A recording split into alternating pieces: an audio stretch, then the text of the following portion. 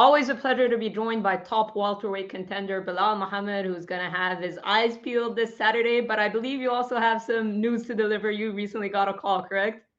Yeah. They just hit me up Friday, asking me if I'm willing to weigh in for this weekend. I think they or next weekend. I think they obviously they know that Kobe and Leon are the two most inactive welterweights in the division. Neither of these guys like to fight. They're both good at running. So uh, just to be on the safe side, they call the dude that always steps up whenever needed. And for me, I was like training this whole time, regardless, just in case something happened. But the last two main events and the last two pay per views both got canceled. And since my last fight with Gilbert Burns, I took that one on short notice, and I was like, man, I never want to get out of shape like this again because I was like so bad before that fight. It took me forever to. It was like the hardest weight cut ever, and I was like, I got to be a professional from now on. So never getting big like that again. Just trying to stay healthy, stay on the light side, just in case something did happen. I don't want to have to wait last second. I mean, you being a backup is a no-brainer, but now you're saying that you cut your weight low recently. I'm assuming this is going to be a pretty easy cut for you. Yeah, for me, I kept my weight low, but now I still like my boy, obviously the best chef in the game, Ian Larios. He was in town working with Sergio Pettis, and I just messaged him and I was like, bro, you want to just stay a little bit longer? So he decided to stay a little bit longer down here with me before going back to Bali. So everything worked out perfectly. I think it like with all the timing and stuff, I think everything happens for a reason. So hopefully it all works out. And of course, Colby taking on Leon. Leon recently did an interview with MMA Fighting's Damon Martin, and he was asked about you, and he said, he wants somebody to stand out. And when he was asked about you, he said, "Is he the number one contender?" Are you surprised to see those comments from him? I'm not surprised. You could look at the guy. He's literally been running from me since the eye poke. I took that fight on 3 weeks' notice. He needed a fight, and I stepped up to fight him. And he's the one who committed the foul. And ever since then, he hasn't wanted to get back in the cage with me. There's people out here where you look at them and be like, oh, maybe he deserves it, maybe he doesn't deserve it. There's nobody in the division that deserves it more than me. So he doesn't make that choice. Dana's made that choice last fight before I fought Gilbert Burns. The winner of that fight was getting a number one contender fight. So he needs to shut his mouth, know his role, and just hopefully he beats Kobe because that's the one I want to freaking slap around. But regardless, I'm next in line no matter what. And especially now weighing in, it just further solidifies me as the number one contender. What have your conversations been like with the UFC recently, if you've had any? Of course, we did hear Dana declare that fight between you and Burns as a number one contender fight. But have you had any recent talks with them about kind of what's at stake for you or what's next? Yeah, I think both. We've talked to UFC and they said, "Yo, you're next." Yeah, of course. We were in talks because, like I said, I'm training all the time. I'm in shape, so we were in talks to talk about Usman, um, maybe Usman, but then he ended up fighting Hamzat. So then I was like, all right, well, like I said, I'm big on everything happens for a reason. So I think that I'm meant to be for the next title shot. Uh, they've said it multiple times, and especially now that I'm weighing in as the backup, they're like, bro, would you be willing to weigh in? Would you be willing to step up, be the backup, cut this weight for us? And I was like, yeah, of course, man. Like I'm a company guy. I've stepped up multiple times on short notice to fight for these guys. I've helped that pay per view, the last one, 3 weeks notice to fight the number four guy in the world, and Gilbert Burns dominated him. And literally, there's nothing else for me to do. I have more ranked wins than both of these bums put together. Like Kobe and Leon, neither one of these guys are fighting tough competition. Leon, before Usman's fought three lightweights in a row. Kobe's only beating guys over 35, 36 that are on losing streaks. So, like, for the other welterweights that are on this card, I think that every welterweight in the division knows, even Shavkat said, oh, Bully B's next. And I think they all want me to be next because they know, like, I'm willing to fight everybody. I'm willing to keep the division rolling no matter what, and not picking and choosing who's next, who's what, who's this. And it just makes you appreciate champions like Adesanya or Volkanovski, or are willing to fight the next guy in line every single time and, put their title on a line like a real champion instead of picking and choosing. Wait, let me see if Nate Diaz will come back. Let me see if Jake Paul will come back. Let me fight one of those guys. It's like, nah, bro. This is the division. This is how it goes. And Dana said it, and that's all I need to hear is I'm next. Shavkat said it, Ian Gary said it as well, and we'll talk about their matchups in a bit. But when you hear Colby talking about Islam Makhachev, when you hear Leon Edwards talking about moving up to middleweight to challenge the winners Strickland and Duplessis, do you buy any of that talk, or do you think it's just talk? Like I said, I'm the boogeyman of the division. Nobody wants to fight me. They're afraid. They know what it is. I'm the hardest test in the division. I be in so many good guys, so many different styles that now where I'm at level wise, I'm on a whole different level than all these guys. And I think that when they do this, like when Kobe does it, I think he's doing it just to get, clicks and get his name in the books because like there's no build up between any of these guys. Kobe tried to do a little trash talk with Leon, but Leon's not responding. So for Kobe, I see him just trying to pick and choose, throw stuff at the wall and see what sticks, see if somebody responds. So he got a little bit of response out of Islam, so it gives them headlines, right? And for Leon, I think it's just more so the dude's literally dry as it's like pathetic whenever he tries to talk or he tries to promote himself. The guy doesn't do any promotion at all. So now he's sitting there trying to act like, oh, I want to be a double champ to try to get attention that way. Instead of, bro, sell the fight that you have. You have a fight with Kobe right now. How about you try selling that? How about you go a little back and forth with him? It doesn't have to be out of character where you're doing a little bit of trash talk, but it's easy to make in front of Kobe. It's like it's not hard. The guy's a bum. So just talk about the guy that you have in front of you instead of trying to pick and choose the other guys. I think Kobe's doing it because Leon's not responding to him, so Kobe's just trying to get somebody else. But I think Leon's just doing it because Leon's literally an airhead. And when you hear the likes of Gilbert Burns, Sean Brady talk about their fights with you and how if they ran things back they'd beat you, like what are your thoughts on that? Honestly, it's hilarious because, like I said, at first I'm a guy when I win a fight, I'm not a guy that gives excuses or like I hate like even posting about that because I have respect for all my opponents. I have respect for the sport in general. So like even when somebody posts like a highlight reel of me, punching Gilbert Burns in the face 55 times, breaking his nose in the first round, dropping him in the first round, and seeing him mentally break. Like I don't even like reposting it because, like I said, I always have respect for my opponents, and I know how it feels to lose. I haven't known how it felt to lose in years, but I know how it feels to lose. So when these guys come up with excuses, it's like it's hilarious, and you realize when I break the guys down, I always look at mental weaknesses and mental strengths for all these guys. And Gilbert Burns and John Brady were both guys that I thought were mentally weak because of little things. Gilbert Burns, even after the Masvidal fight, Masvidal, I would have finished them, but he was greased up. Like, bro, no, Masvidal just has good submission defense. He got up. Like, why are you giving an excuse that you didn't finish him? Is it because he was on a 3-fight losing streak and you're expected to finish him?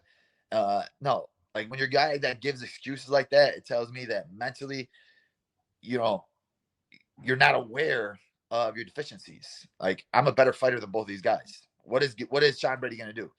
You think you're gonna take me down like you did Gaslam? No, you're not. So it would be on the feet again, and I'll light you up again. Gilbert Burns, what is he going to do? I was lighting him up on the feet. That's what he's supposed to be better at than me. So he went in for a takedown, ran into a brick wall, got himself hurt. So what is he going to do the next time? He's going to be on the feet again. I'm going to light him up again. So both these guys need to just stop talking about the past, start looking at the future, fight each other. Like I said, once I'm champion, I'm going to be giving a lot of guys a lot of shots. I'm not going to be sitting there waiting around. Like I'm going to be active. I'm going to be going. I'm going to be a real champion. So you better start getting your fights now. So you start staying at your spot at the top. But if you're sitting there thinking about it, dwelling in the past of, man, I should have did this, or I lost because of this, or giving every excuse, like you're not going to get any better. You're not going to grow from there. Like both of you guys have a lot of stuff you could work on. If you want advice, I'll message you. I'll give you a list of all the stuff. And even for their future opponents, these guys want to keep talking. I'll give you guys my notepad of everything I said I was going to do to these guys and how I did it in the fight and how I implemented it in the fight. Were you impressed with Sean Brady's win over Kelvin Gastelum? To be fair, I mean, I remember when I spoke to you a short while back, you were saying like because at the time, people were like, oh, Sean Brady isn't that good. And you said people are going to find out later that how good Sean Brady is. And he looked pretty damn good against Kelvin Gastelum. So were you impressed by his performance? Exactly, right? When Bully B beats them, oh, they suck. But when they come out, they dominate Kelvin Gastelum, who was in a war with Israel Adesanya, who was in a war with Chris Curtis, who was at 185, and he comes down and Sean Brady dominates him. You heard what DC said. He put him through a clinic. out muscle them, out man them on the ground, and he didn't get come close to taking me down at all. But it shows you how good I am. It shows you, and it shows the rest of the division. It shows the world how good I am. But the world's still going to keep giving excuses. They're going to keep saying this or that or that, or even you got my past opponents giving excuses for my other opponents, and it shows how much of a hater they both are. Maybe he didn't have jet lag, yada yada. No, I'm just that good. Like that. That's what the truth is. I'm better than all these guys. Does that one bother you, the whole travel thing? Because I mean, you fought in Australia, I believe. Have you fought in Mexico before? Bro, I fought in Australia. I fought in Mexico. I fought everywhere, and like I never given an excuse. I've had plenty of excuses for a lot of performances, but I don't give excuses. My biggest thing is we say yes to a fight, we do the fight. That's it. Like even with the Gilbert Burns fight, we got injured, and I was like, fudge. It was coming up to the fight, and my coach was like, bro, no excuses. We just go with it. Even the weight cut, no excuses. We say yes, everything else is a race. There's no we can't go into the fight thinking about something else. And that's like I said, my mentality is different than all these guys. I'm mentally stronger than all these guys. And that's where these excuses come from. The people out here that are hating on me, they've never accomplished anything in their life. They don't know how hard it is, how hard I work. The only people that know that are the people that are with me in the room, that people that are by my side 24/7. They know what I do, what I had to do to get to where I am today. And I'm gonna get the belt, whether they like it or not. They could say whatever they want. They could give every excuse in the book, whatever they want. But I'm gonna be the champion. I'm gonna be the man on top. And you either hop on a train now, or you just stay back, stay with your hidden pictures, your fake profiles, and keep hating your 25 profiles and saying a million different things. I block you. You open up another one. I don't care. Like that just does nothing but fuel me. And I know you said you prefer Leon winning because that's the rematch you won. Last time I spoke to you, you said you believe Leon's going to win. Do you still feel that way? Do you feel Leon beats Colby? After, like I said, I was watching tape on both of these guys. I think it'll be interesting. I think that if Colby's able to keep the pressure in Leon's face, we've seen Leon break. So Colby just has to keep that pressure for 25 minutes straight. We know he could, but I just think that his chin is gone. I think that he's gotten rocked his last 3 or 4 fights, got knocked out by Usman, got rocked by Masvidal. And I think, a lot of time off. I don't think that'll affect him because he just has the same style of just throwing punches and bunches and shooting 55 times. I think for Leon, I think mentally for him, I think it's going to affect him that if Colby starts talking trash to him, he gets in his head a little bit. He takes him down here and there because we've seen Leon mentally weak too, where he almost broke in the cage with Usman that second fight. That I don't think he's mentally as strong as he thinks he is. And I know they say you get 30% more better once you get the title, but I don't know. From the looks of it, I'm rewatching the third fight with Usman. I still think Usman was there in that fight. I don't think Leon got that much better. I think Usman just wasn't all there, and I think we saw a better Usman his last fight against Hamza. I know you're someone who really breaks down fights extensively. Do you pay attention to the whole MMA math thing? Obviously, Colby losing to Kamara twice, Leon beating Kamara twice. Is there anything to look at in terms of the stylistic matchups that they had with Kamara Usman? Not really. I think for styles make fights, right? The way that Usman fought the second fight, he has more power than Colby, so he could do that. He can make Leon back up that way. Colby, he has a whole different style. He's going to shoot on Leon 25 times, and he's going to just try to make him tired, keep trying to break him, stay in his face. So I think Colby's just a bad match. I mean, Usman's just a bad matchup for Colby because Colby can't threaten him with takedowns. Colby can't shoot on him. So it was all a kickboxing fight, and Colby has like amateur kickboxing. And at that time, Usman kind of had amateur kickboxing too. He wasn't as powerful. He didn't believe in his strength as he did after that fight, where he knocked out Masvidal. But I think for both these guys, I don't think it really matters because the third fight with Leon and Usman, Leon was just basically low kicking him, moving around, high kicking him, moving around, high kicking him. And I think that only affected Usman because of the head kick in the second fight, where he was overthinking the process and he got knocked out recently. So I think he just had to get over that mental barrier. So I don't really take much from that third fight, honestly, if I'm thinking about Usman and Leon. And there are two other big welterweight matchups on the card. Of course, Shavkat Rakhmonov against Stephen Wonderboy Thompson. How do you see that one playing out? That's an interesting one. I'm excited for that one. It just I want to see if Shavkat's going to try to wrestle him and take him down. Obviously, that's the easier path to victory. I would feel, because Wonderboy on the feet, he's just an amazing striker, and he has great footwork. It's a bigger cage, so it's going to be harder for Shavkat to cut him off and shoot on him. But Shavkat says, "I'm not afraid to strike with them." Shavkat says, "I'm not afraid to go blow for blow with them." So that one's interesting to me. It all just depends on if Shavkat grapples or not, and it just depends on the the footwork and how he ends up cutting him off, how he tries to figure out him. Because Wonderboy's a difficult guy to figure out, especially with his footwork. And for Shavkat, he's a guy that we've seen him adjust. We've seen how tough he is. We've seen how much heart he has, how much gas tank he has. But now it comes down to IQ, and we have to see if he could use his IQ to win this fight. I like how you're always kind of aware of what people are saying in the headlines and stuff, because I know you keep your eyes on the sport a lot. And the other one being Ian Gary and Vicente Luque. Vicente Luque, of course, a former foe. A lot of drama, not necessarily between them, but more surrounding Ian Gary. Do you think it's going to have any impact on him, and kind of how do you see that matchup? Yeah, that one's interesting, right? Obviously, I think it'll take an effect on him, but I don't know if he's the type of guy that's like, I feel like he likes the attention himself. I feel like he wants the attention. I mean, he records everything he does, so like maybe he's excited that he's getting this type of attention, and that fight's going to get more eyes because more people are going to watch it. But I don't know if he enjoys being the bad guy. I feel like he wants to be liked. So I don't know if that's going to take a toll on him. But I mean, I just don't like that the fact that people are talking about family, wives, and stuff like that. That's stupid. And when you got guys that are like, it's like you never want to bring kids or family into it. And you got guys that had nothing to really do with it at all. Like Sean Strickland's a piece of trash. Like it has nothing to do with you at all. But he just says stuff to try to get a headline, says stuff to try to get attention, because that's what type of pathetic human being he is. I think for Ian, he just needs to focus on the task at hand, and that's winning the fight. But that's a tough fight ahead of you. You got Luque, who looked great against RDA.